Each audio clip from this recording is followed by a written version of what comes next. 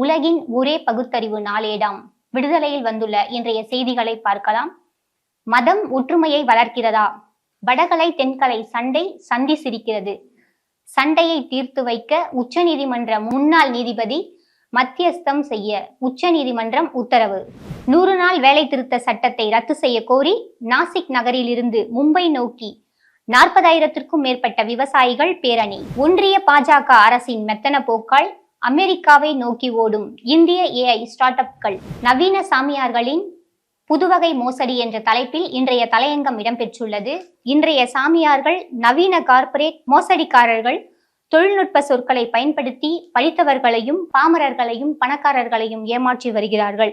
இது போன்ற சாமியார்களை பற்றிய செய்திகள் இன்றைய தலையங்கத்தில் இடம்பெற்றுள்ளன. ராகுல் காந்தியுடன் கனிமொழி MP சந்திப்பு.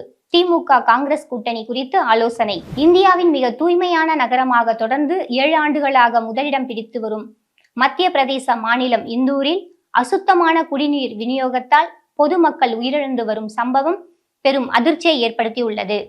கேம்பிரிட்ஜ் பல்கலைக்கழகத்தின் தெற்காசிய ஆய்வுகள் மையத்தில் உலகளாவிய தமிழாய்வு முன்னெடுப்பு தொடங்கப்பட்டுள்ளதாக தொழில்துறை அமைச்சர் TRP ராஜா தெரிவித்துள்ளார்.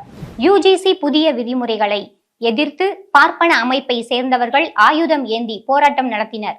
பிரதமர் மோடிக்கு எதிராக அவர்கள் ஆக்ரோஷமாக முழக்கமிட்டனர். திமுகவுக்கு ஆதரவாக 70-80% பெண்கள் வாக்களிப்பார்கள் என்று ஆய்வுகள் தெரிவிக்கின்றன.